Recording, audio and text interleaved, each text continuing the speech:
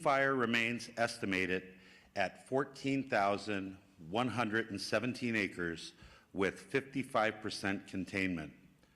Over 7,000 structures are damaged or destroyed, and we have 3,404 firefighting personnel assigned to the incident.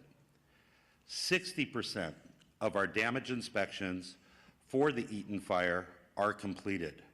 Impacted residents may continue to visit recovery.lacounty.gov to view maps showing damage assessments. Please note that these maps are being updated daily. A limited red flag warning remains in effect through 3 p.m. today for the Santa Susana Mountains, the Western San Gabriel Mountains, and the I-5 corridor.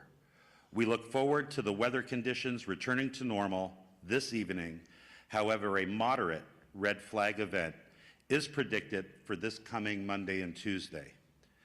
Please be assured that our firefighters continue to work 24/7 to achieve full containment of these wildfires as fast as we can.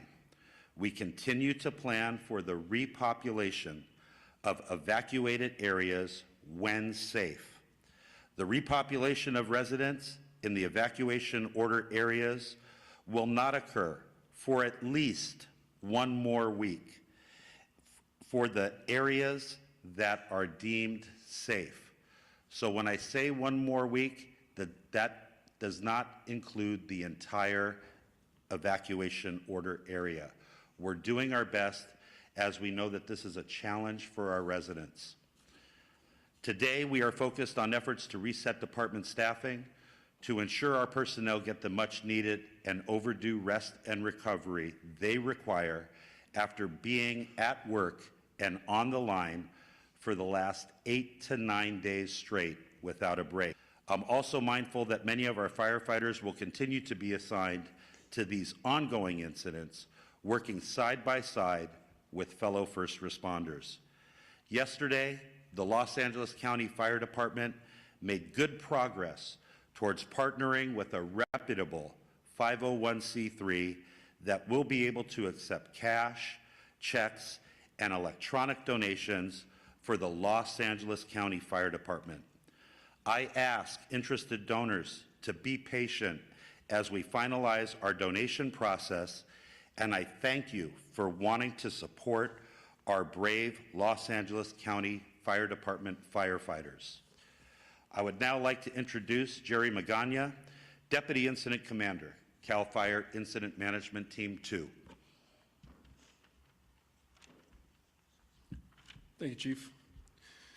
Good morning. Once again, Jerry Magana, Deputy Chief Incident Commander for both the Palisades and the Eaton incident. In the last 24 hours, there has been little to no fire growth. With the exception on the Palisades, we've had several interior pockets continuing to burn. Threats still exist with structures and critical infrastructure, and crews continue to strengthen fire perimeter and coordinate infrastructure repairs. USAR operations continue on both incidents and are moving quickly through the areas with minimal impact. We continue to pre-position resources, and we currently have a mobilization center in Riverside County at Beaumont that are available for any potential new starts. CalFire will continue to support our partners in Unified Command, and we would like to request that you remain patient with us during this difficult time. For the most current fire information, please visit fire.ca.gov. And next, I'd like to introduce LA City Fire Chief. Thank you. Well, good morning, everyone. And due to the continued around-the-clock efforts of our firefighters, first responders, and all those that are assigned to the incident, we are very fortunate that this last wind event did not cause any expansion of the Palisades fire. In addition, as I mentioned yesterday, the brush fire in the Lakeview Terrace area of Los Angeles was aggressively attacked and halted. We truly appreciate the community and how they've remained alert and followed all advice. Together, we are able to move forward in the recovery of these devastating fires. As we take a step back and we've made it through this wind event, I think it's really important, just briefly, we talk about the winds aren't necessarily here in the city, but with that, we still have, a large amount of unburned dry fuel with low humidity. We need to make sure that the community is thinking about how to prepare and prevent at this point, and also what we just heard is there's a potential Santa Ana winds coming on Monday and Tuesday. Now, to focus on a different area, as we're coming out of these wind events for unimpacted areas of the city, just as we take a big step back, there are more extreme winds on the horizons, like I said, next week, and our community needs to remain ready. It is important that you protect yourselves and your family by planning, preparing, and staying aware. Flying embers from a wildfire can destroy homes over a mile away. Taking the necessary measures to prepare your home can help increase its chance of survival when wildland fires strike. Clear all brush within 200 feet of your home. Allow the LAFD and other first responders that fighting chance to respond quickly if a wildfire reaches your community. For more information, visit lafd.org/wildfire. I will now provide an update on the Palisades fire. The fire is 23,713 acres with 22% containment with 5,032 personnel assigned. Using infrared mapping, air and ground resources, continue to seek out hotspots and putting them out. Favorable weather conditions assisted firefighters in increasing the containment and extinguishment. Now, I know that the question of all of us up here is on the top of your minds of when we can return and you can return back to the communities. I can tell you, know that we are working as quickly as possible to do just that, to make sure that this is safe for you to return to your communities. The ongoing search and rescue mission continues to limit utility agencies' abilities to repair infrastructure.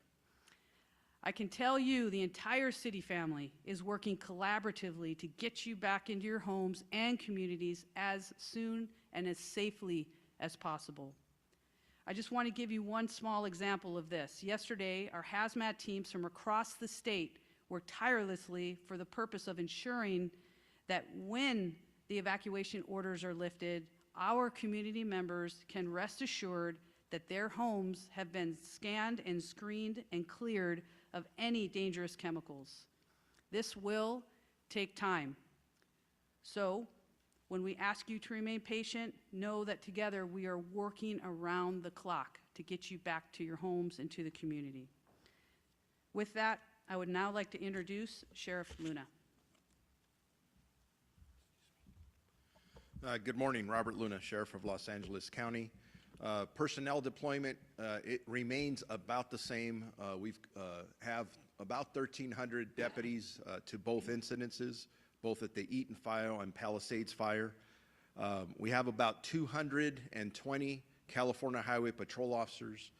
The governor asked that we surge more CHP officers into both areas from a looting perspective, so they've been working with our folks to do that, so I thank the governor for his support. We still have assistance from the Drug Enforcement Administration, from the Los Angeles field office. We have over 20 agents with us that are assisting us, and we still continue to have well over 900 California National Guard personnel that are assisting multiple agencies in our area, the impacted area here. Evacuation orders remain. They fluctuate between 100 here, 100 there. They go up, they go down, but under evacuation orders, about 82,400. Warnings, about the same as yesterday, 90,400. Please keep up with the information we're putting out because that could change, hopefully for the better, but we'll see what happens. The curfew is still in effect from 6 p.m. To 6 a.m. So again, you don't belong there, please do not go there. Regarding arrest for the LA County Sheriff's area, our total is at 47. We have 36 at the Eaton incident and 11 at the Palisades incident. Palisades increased by several. Last night, 3, 36, or I'm sorry, Eaton did not increase. The arrests that we continue to see, and I want to just a point of clarification for our community members. One is I talk about curfew, which takes place from 6 p.m. to 6 a.m. There is another penal code that we use during the day, because if you are not supposed to be in an evacuation order area and a law enforcement officer, deputy sheriff, CHP officer, LAPD, whoever it is, tells you to leave and you refuse to leave, you are subject to arrest during the day as well. I just want to clarify that again, if you do not have any legitimate business, day or night, do not go. You are subject to arrest. Regarding search and rescue operations, my other partners that have come before me, I think we're making it pretty clear that there are multiple reasons why we cannot let people in yet. Yes, we're trying to work towards that. I'm going to say it's probably at least a week out. You've heard that already. Our search and rescue operations continue in both the Eaton and Palisades area.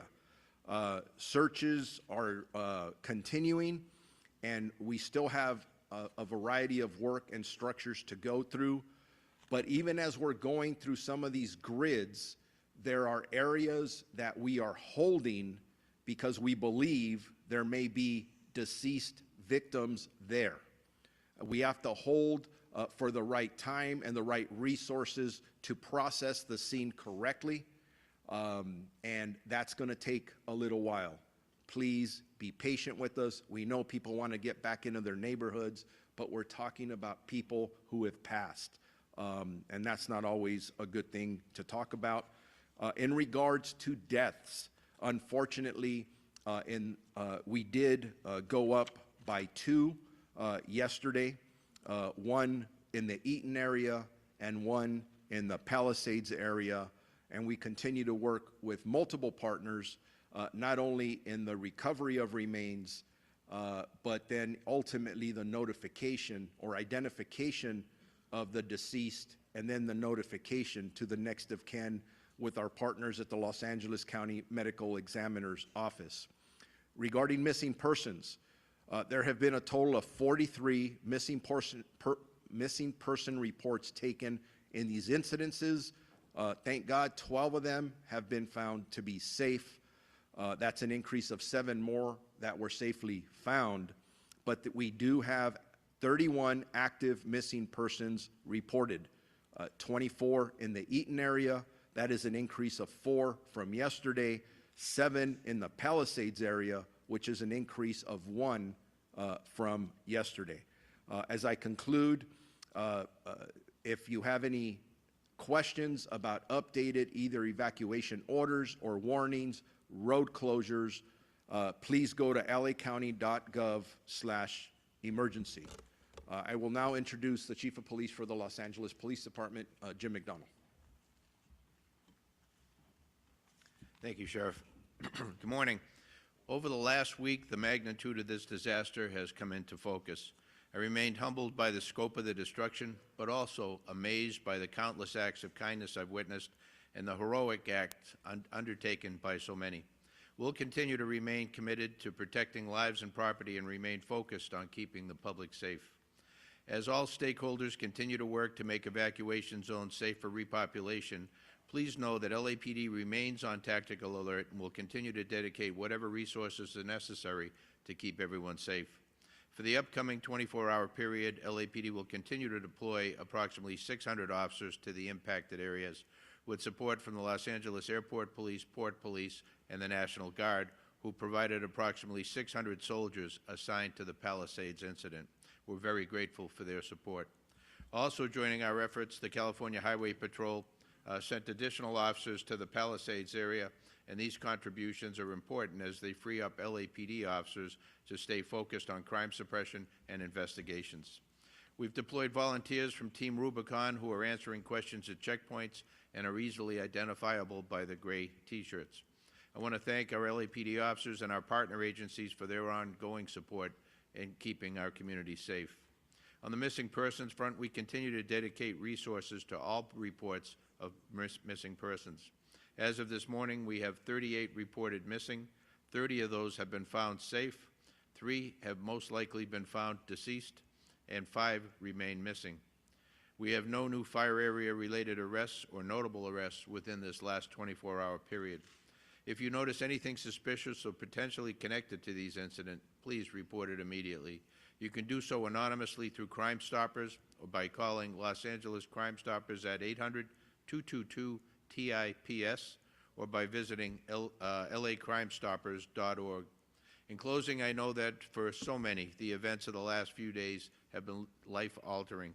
Please know that as we move forward, the LAPD remains committed to keeping you and our community safe as we recover.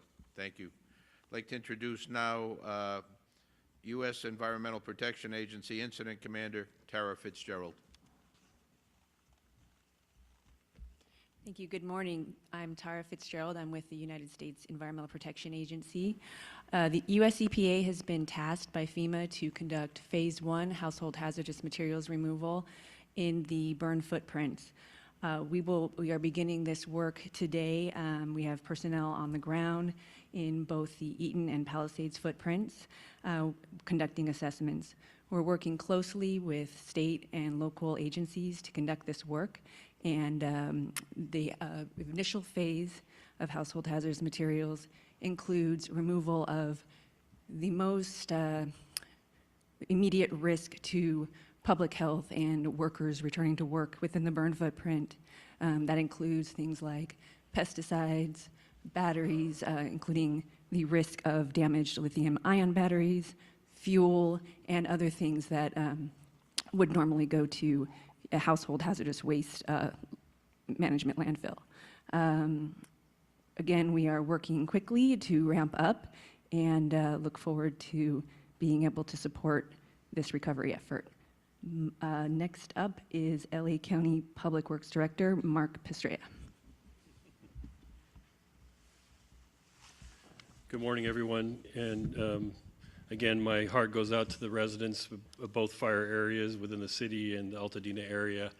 Right now, the Public Works Directors from both City of Los Angeles and myself for the County of Los Angeles are actively assessing the damage that's occurred to these fires and making provisions to create safe access for our residents and make the lots safe as well for enter. We are advising the sheriff and the chief of police from the cities about repopulation. Our part in that is to be certain that we can get a resident back in free from hazards when they enter their property. The properties have been damaged beyond belief. They are full of sediment, debris, silt, and hazardous materials. You just heard our partner from EPA who are here to help us remove and prepare the area, remove the toxics from the facilities. But what remains is a load of debris that also has to be removed from the site. So we are working on that process of debris removal in conjunction with the City of Los Angeles. We are also working with utilities, as I said, to restore power, water, and sewer to the locations, all of which have been damaged to the point that they cannot be delivered safely currently in most of the areas. Some areas, as Sheriff alluded to, may be able to return because those communities didn't suffer this much infrastructure damage. We are also, as the Chief Engineer of the Los Angeles County Flood Control District, we are also assessing the impact to the flood control system that serves the entire region, including both these burn areas. Both areas suffered watershed damage, burn to such a significance that we expect massive debris laden flows when it rains. Our system of flood control is designed to handle that debris along with the streets. However, in an event that we have major rain, we do expect that all of the street areas and all the communities will be impacted by debris flows that could be hazardous to human health. In order to address this, we are developing plans for both areas to capture and hold this debris back as much as we can during a rain event. I have to give everyone an early warning that we do expect the window to open for rain in the later part of this month, and so we are already pre-deploying labor forces into area to make sure that the flood control system is ready as well as our street system is ready, again, as much as possible for that rain event. So we are coordinating utilities. We're advising both the city and the county about our readiness for people to return. That work is ongoing, and we will continue to provide updates as we make our way through the system so that essentially you can live there safely and our first responders can serve you. That's the other thing is we could have incidents once you get back in, and we need to have the access in place and the water in place to, take care of what may be future incidents, even structure fires. So there's lots of work to do for our public works agencies in order for us to say that these areas are ready to be restored. Lastly, on rebuilding. The rebuilding process will be streamlined. It will be organized as directed by both elected bodies, but particularly the Board of Supervisors have directed me to prepare the Altadena area as if it is a master plan community in which we are redeveloping the entire area. This master planning is already beginning. When I say master planning, what I'm talking about is preparing your properties for you to restore your homes on them. That again involves master planning all the utilities, the water system, the sewer system, and the road system. The first step in that process of development is to remove the debris from the site. As you heard from EPA, they'll take the toxics off. The county, in conjunction with the city, will be doing a debris removal process in which we will work together to safely remove the debris from an environmental perspective and from a site readiness perspective so that your property will be ready to be rebuilt on properly and orderly. That system is already in place. We're working with the federal government and the state government to put that into place, and there'll be more information to come on that process. If you want to learn more about the rebuilding process, please go to recovery.lacounty.gov. Thank you.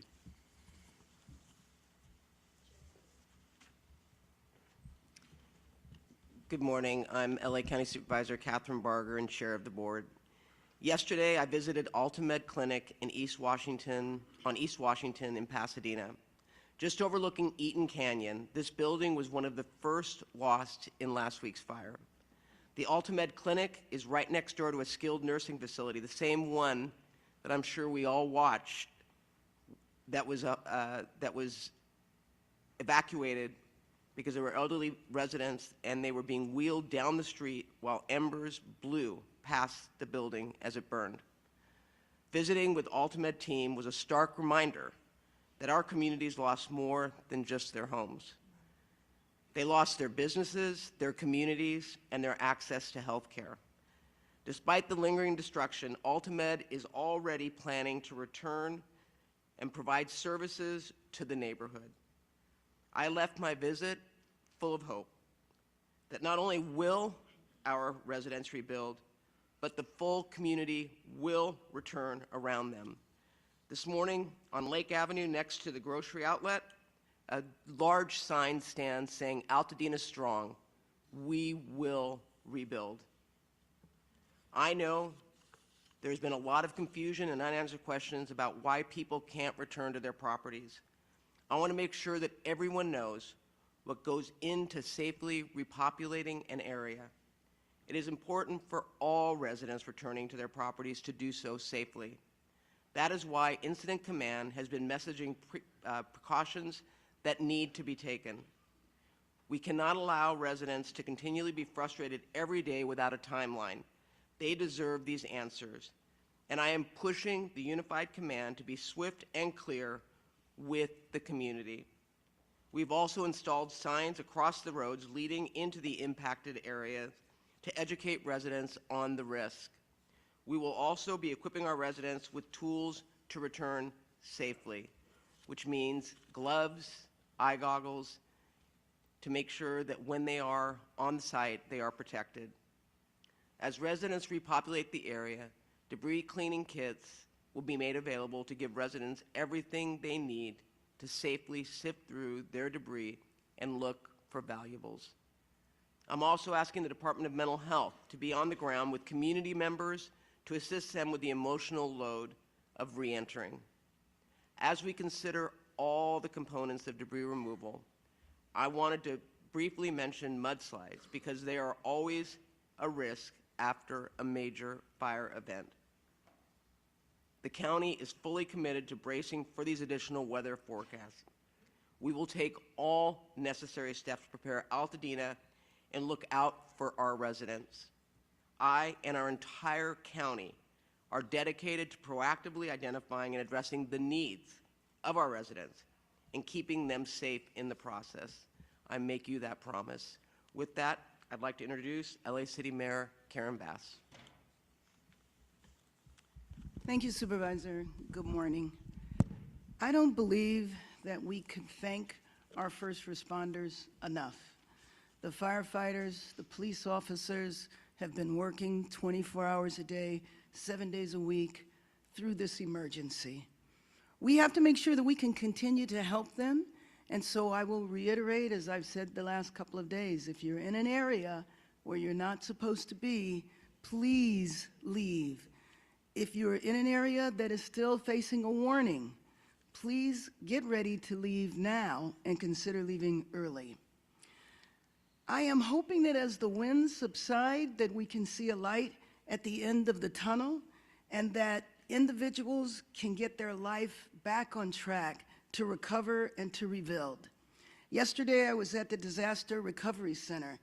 It opened full-time yesterday, beginning at 9 in the morning, and over 300 families visited. I hope that people will continue to encourage and spread the word about the disaster recovery centers. There is a variety of services that you can get there.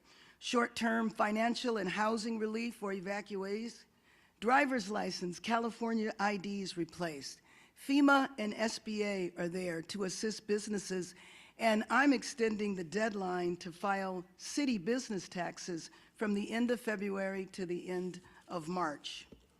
Crisis intervention services are there, and while you're in the recovery center, you can see the emotional toll that this disaster has taken on people.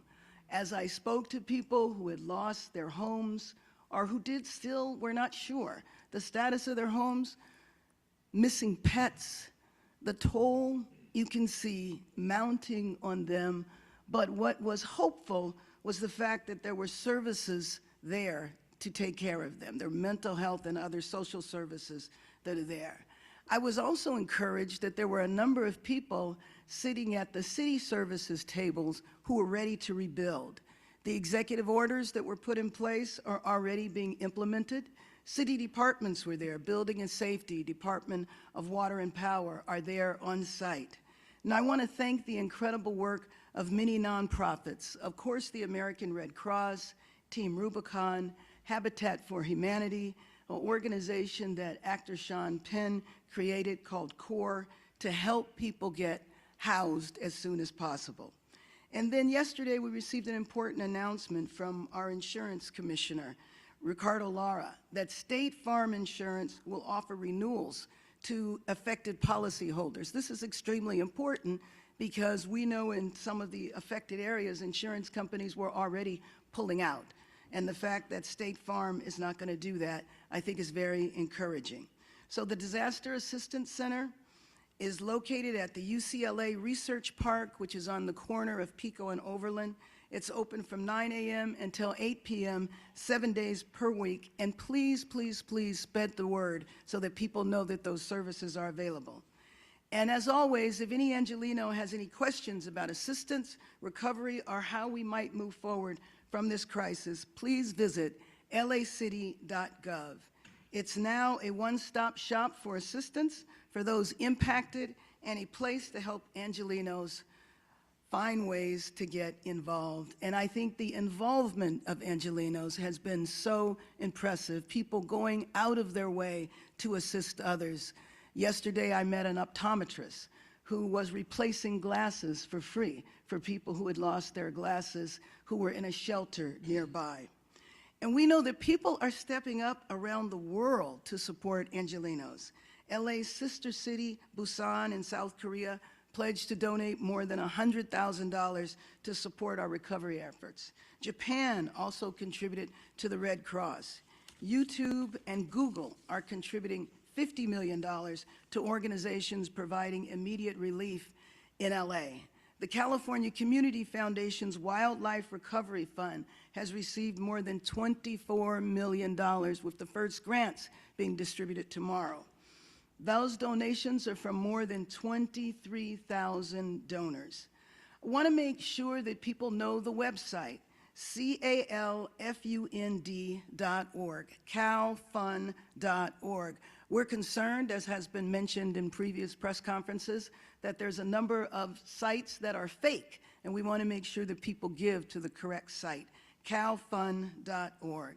The kindness, generosity, and the spirit of the community that I have seen from so many Angelenos over the last few days really does confirm that we are going to rebuild, and we will rebuild and restore and build even better our city of Los Angeles. Los Angeles strong, we are one city, we stand here united. Thank you, and let me introduce Supervisor Lindsay Horvath. Thank you, Mayor. As you've heard, the red flag warning is no longer in effect. You can expect cooler temperatures and higher humidities, though next week we do anticipate Santa Ana winds returning. Continue to check emergency.lacounty.gov for the latest updates and resources on emergency conditions. With regard to county services and school updates, for FEMA assistance, you have until March 10th to apply for individual FEMA assistance and 18 months to complete the paperwork. Please apply ASAP so you are in their system and you have that 18-month window to work with them to receive all of the benefits that you not only need in this time, but you deserve. Disaster Recovery Center at UCLA Research Park West continues to be open from 9 a.m. to 8 p.m. daily. I too visited yesterday and saw the myriad of resources that are there. If you have questions about your property tax assessment, the county assessor is on site. If you need assistance filling your prescriptions, Department of Public Health is on site. If you'd like support speaking with your children about this disaster, Department of Mental Health is on site. There are a variety of resources there to help you. The FEMA staff on site said they had never seen such a robust resource center stood up with a variety of resources all available to you. Please come. There are many people there who want to help and support you. LA County Public Works and Planning will help with rebuilding. LA Public Health and Mental Health are with their supportive services are on hand as well. Our 3rd District team is there every day to assist those impacted by the Palisades and other wildfires in the district, and there remain 7 LAUSD schools that are in evacuation zones. Topanga Elementary students should go to Woodland Hills Academy, Canyon Charter Elementary students to Brockton Elementary, Kenter Canyon Elementary students to Emerson Middle School, Lanai Road Elementary students to Portola Middle School, Roscomari Road Elementary students to Warner Elementary, Community Charter Magnet students to Westwood Elementary, and Paul Revere Middle School students to University High School Charter. For animal support, please call our Department of Animal Care and Control at 562-940-6898 to help with pet reunification. This is on the county areas. Our DACC staff and mutual aid partners have successfully evacuated over 100 animals to the Agora Animal Care Center. I was there yesterday and got to see many of the evacuated animals, including beautiful tortoises from the Topanga area. There's Ethel, the house chicken, and so many others. We are so grateful to those who are supporting our animal companions. It gives people peace of mind to be able to leave their homes and know that their beloved animals are being cared for in this very difficult time. LA County Parks are hosting care camps for young people impacted by the fires. You can go to parks.lacounty.gov/care camps to register and for more information. And for all recovery information in the county, please go to recovery.lacounty.gov. Price gouging continues to be an issue that is top of mind and a painful experience for those who are seeking to recover in this difficult time. DCBA, our Department of Consumer and Business Affairs, has a price gouging task force that includes our LA District Attorney, County Council's Consumer Protection Division, LA City Attorney, and Santa Monica City Attorney. I spoke again with our California Attorney General, who is here in Los Angeles today, and he is pursuing vigorous investigations which have already begun. Reporting price gouging and other predatory practices can be done at oag.ca.gov/report, or you can call LA County Department of Consumer and Business Affairs at 800-593-8222. I want to echo my gratitude to the first responders who have stepped up in the most dangerous of conditions, thanking all of our local, state, and federal partners who have joined with us. Yesterday, we joined with Speaker Rivas, our state assembly member, Jackie Irwin, and other local elected officials in the Santa Monica Mountains and Canoga Valley region. And we have heard how they are going to be using the special session to focus specifically not only on the dollars and cents that will be invested in Los Angeles County, but also how they will be specifically using services and the full weight of the California government to support those on the ground. Thank you to everyone who has been working with us to keep each other safe, to keep each other supported and cared for in this difficult time. We appreciate all of your help.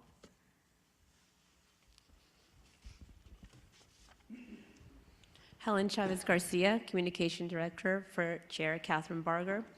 We thank the Superintendent of Public Instruction, Tony Thurman, for being here today and showing his support. We will now transition to the question and answer portion of this press conference. I want to announce this is the last press conference that we will be hosting on a daily basis as a one-voice effort. We will transition to press conferences on an as-needed basis to show a unified voice. With that being said, please raise your hands, announce your name and the media outlet you are with, and a microphone will be brought to you. We're going to start over here on the lower left.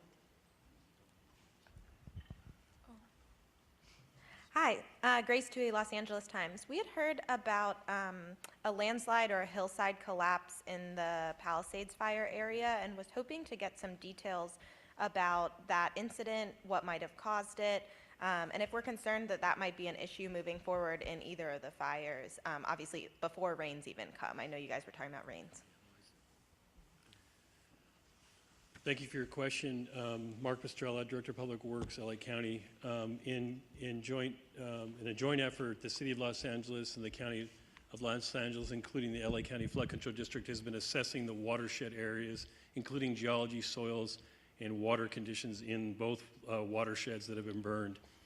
The area that you're talking about, the Palisades, is suffering right now. What you'll see on the slopes, you'll see what we call dry ravel, which is these slopes that are oversteepened have been really dried out, and you will see this raveling of the slopes and what looks like a landslide, and it is a landslide, debris into the streets and into properties. Some of this material is supporting some of the structures that have remained behind. There has been inundation to some extent of water into the system. You can imagine the amount of water that was placed in the firefighting effort. There were also gas lines and water lines that were destroyed in the system.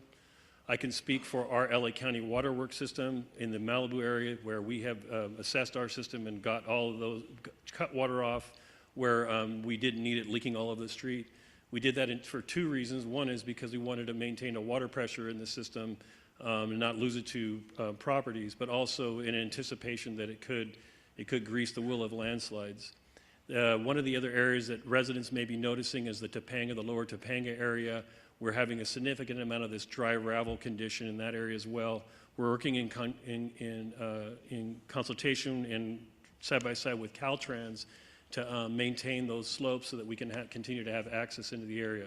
So a warning to all the residents, no matter where you live in LA County, if you have slopes behind your homes, or if you're located on the top of a slope, these slopes have become fragile. The soil that is supporting your home have all become fragile and damaged, if you will, due to the events that we've had. wind included. There are mud and debris, as Supervisor Barger said, debris flow hazards that are existing even when it's not raining. So we want people to be very careful. If a resident is noticing any of these conditions in and around their property, in the fire area or outside of it, please contact 211, and we will set a team of geologists and soils engineers and flood control engineers to take a look at your property and make an assessment as to what you might do on your property to safeguard your property. And we'll go right here in the middle. Microphone, please. Jorge Macias, La Opinión newspaper. As everybody knows, many people living in Altadena, they were renting and they lost everything too. Many of them were not owners of their house. So what specific help by the city, the county, or the state are for those people who were renting or who were undocumented? And the second question is about the cleaning up. Can you please tell us about what kind of health dangers are for people if they start the cleanup by themselves and moving debris, as you mentioned today? So I think on the first one, what I will tell you is that we recognize that there are many people that were not owners of the homes that were destroyed. And that's why it's important to go to these centers that have been set up both in the west side, but also Pasadena City College on Foothill Boulevard, to get more information about the resources available to help them relocate. Because we're cognizant of the fact that we're not just targeting homeowners, but also those that have lost a rental piece of property where they were renting. And so, you know, we're constantly moving forward, recognizing that it's not a one-size-fits-all. And so, again, these centers, as the mayor said and my colleague, Supervisor Horvath, have everything under one roof. I've been out there, and I've been so impressed with the fact that you can get, you know, documents, information about rentals, I mean, across the board. So I would encourage people to go and access all that information. And then I'm going to let Mark Pastrella answer the second part. Supervisor, I have Dr. Davis answer the health question. Come on. Go ahead. Hello, Dr. Manju Davis, Los Angeles County Health Officer with the Department of Public Health. It's a great question that you ask. You know, we talk about getting folks and cleaning up before people get back, but we recognize that there may be a point where people do get back. But understand that as you think about fire-damaged areas and everything that was in that, there will still be some hazards. You know, there's asbestos, there's heavy metals, and other chemicals that would need to be taken care of. And so as people go back into these areas, we really want them to take precautions. So wear closed toes, sturdy shoes, you know, keep an N95 mask or a P100 mask on in order to not breathe in any of this dirt, soot, and contaminated ash that's in that area as you move around. Just consider it as if you're walking into a dirty room with light dust. Each time you move around, each time you move something, it sort of stirs that up, and there's some risk related to that. So even wearing goggles as you do that is important to do as well. And as you're coming out of that area, you know, try to dust yourself off. Use baby wipes to, you know, clean that off so you don't take that into your car or wherever you're staying. But there are those risks that are still there, which is why this debris removal process must happen in a certain way. Take out those visible hazardous household materials that may be there. Then think about how that cleanup is going to happen in terms of the fire debris, the burned structures, the materials that were there, the foundations, all of that must happen in an organized way. And so there has been an order released in order to specify that unsafe removal of fire debris should not happen, and to specify that must have the hazardous materials removed first, and then debris removal program will be put in place. If you choose to do it on your own, you must follow certain steps and get approval prior to that happening. So those are some of the risks, but we know that as people go back, we do want them to wear those N95, wear sturdy shoes, long sleeves, long pants, and wear some goggles if needed as you go through and assess your property. Thank you. We're going to go over here in the front. Sorry. Josh Haskell, ABC 7 Eyewitness News. First of all, on repopulation, since we don't have an exact date yet, we know that it's going to take time, especially for those dangerous areas. We're getting a lot of questions about people that they don't necessarily want to go back and stay or spend a lot of time there. They want 15 minutes. They want to get that medication, take a look at their property, have eyes on their property. We know that there were escorts, then there weren't escorts. What is the current status of that? how do people get in contact to get a particular escort to their property? Who can they reach out to? And also some of the questions that we're getting from viewers, I just want to ask one. It's about water quality. If you don't live in the fire zone, what is the state of your water? Has ash gotten into the entire water supply? Thanks. Yeah, so that's a good question. So I'm going to answer as a member of a unified command team, because when you talk about water quality, we're talking about public health. When you're talking about hazardous materials, we're talking about Fed EPA. You know, we have three types of structures that are in the burn area, the evacuation area. We have structures that are unaffected, we have structures that are damaged, that are still standing, and we have structures that are destroyed. It's just the foundation. So we want to make sure that some of the things that we do to allow people to enter the area to see those three types of structures, because there won't be any medications left at homes that are completely destroyed and that are a foundation. And I think that the county's talked about how you can get prescriptions filled immediately through public health at the recovery centers, if you visit the recovery centers. So what we're trying to do is render the area safe. What does that mean? The fire is out. The fire department has taken care of that danger. Right now, utilities are making sure that there's no danger for people in the area of electrocution or natural gas explosion. So they're shutting off the natural gas, they're cutting the electrical lines, so there's nothing that you can touch and get electrocuted if it was re-energized by accident. And we're removing the health danger by getting the household hazardous materials out so you can come into the area safely. That doesn't mean you can stay there, but it means the area is safe. You cannot get electrocuted. We won't have a natural gas explosion. The fire's been extinguished, and we've removed the hazardous materials that will be dangerous to your health. And that's the job of the EPA. That's what will allow people to come back for 15 minutes, or possibly people to come back to a home that's undamaged and reoccupy it. But for the ones who want to see their home that's been destroyed just for some personal closure, we still have to do those core, the core actions that I just described. The last thing we want as public safety and the county and city leadership, we don't want people going back to an area and getting injured.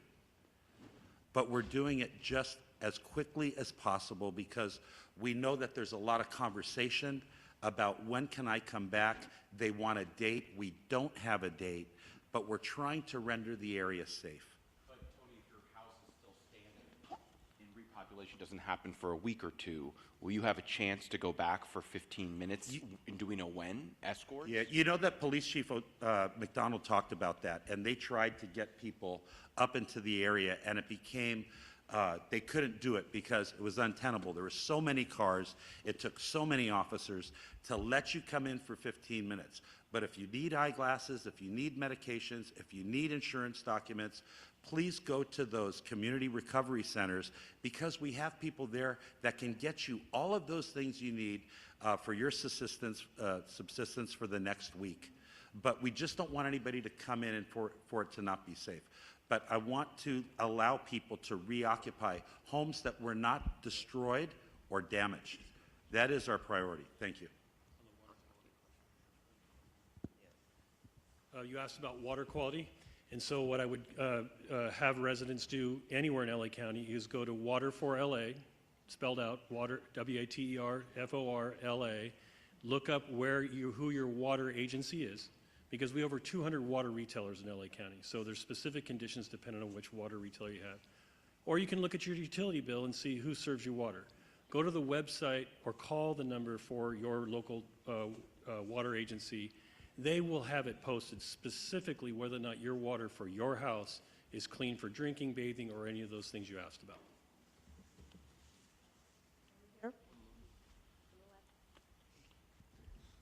Sheriff Luna, you spoke about recovery of human remains in the area. I'm wondering if you're able to tell us specifically how many of these locations you potentially have to search for today. I'm going to answer that, a variety of them. you're looking for specific numbers. When I drove through there last night, I know our deputies were holding several locations where we are waiting for the appropriate resources to come in and unfortunately recover remains. Back to the previous question, there are areas that we've gone through where we are about 85% sure that we have looked through the best that we can. You got to understand, if you haven't been out there, it literally looks like a bomb dropped. There is things everywhere, and we're trying, our people, along with all of our partners, are doing the best job that they possibly can. But there are areas right now that we have to hold people away from so our people can do their job appropriately. Because remember this, I'm very empathetic to anyone who wants to get back to their property. But I'm also very empathetic to people who have missing people that they're waiting to find out if they're deceased. Those are the kind of tragedies or the significance of what we're dealing with. So we have a lot of work to do. And that's why my partners up here are saying, everyone wants to hear a date, and we want to give a date, but we need to make sure we're doing the work appropriately for all the right reasons. And it's going to be a while. It's not going to be in 3 or 4 days. I'm going to say at minimum, at least another week, and that's an estimate, but I believe it's going to be longer than that. The middle. Hi, this is Kate Cagle from Spectrum News 1. I have 2 questions. One is that we've spoken to some residents in the Altadena area saying that their insurance company is asking them for photos of the damage. So what is your advice to them as far as the fact that they can't get back and get them? And then I also had a question for Mayor Bass. I wonder if you've spoken to other mayors who've dealt with similar disasters like Lahaina or Paradise, and what advice they gave you for getting through just the next year when people are so destabilized. Kevin McGowan, Director with the Office of Emergency Management. For people who want access to photos for damaged and destroyed buildings, they can go to recovery.lacounty.gov. We are posting the damage inspection maps. When you click on the icon, it will show you a picture and it will give you a percentage of the damage. So again, go to recovery.lacounty.gov. Thank you for the question. Yes, I have heard from many, many mayors. Mayors who go through this on a regular basis, especially those that are in the South. And their number one advice to me was to stay focused, to not get distracted, for all of the reviews and analysis of what happened, what, when, and where, to make sure that you stay focused on saving lives, protecting people, and doing that after the immediate crisis is over. Thank you. Yeah, and not that you asked, but I'm going to tell you that I've actually talked to county supervisors Napa who went through the exact same thing, who is giving me incredible advice, and I'm going to be looking at the way they went about rebuilding and get lessons learned. So James Gore, who is Sonoma actually, has been very helpful, and I know other supervisors who have faced similar situations have also reached out. Thank you. Last question, then we'll move to one-on-ones right over here. Hi, Ross Palumbo from CBS News and KCAL News. My first question is really for Chief Crowley. And I wanted to ask you about the first responders. We're more than a week into this now. The conditions out there have been so difficult for so many of our firefighters and first responders. How are they holding up?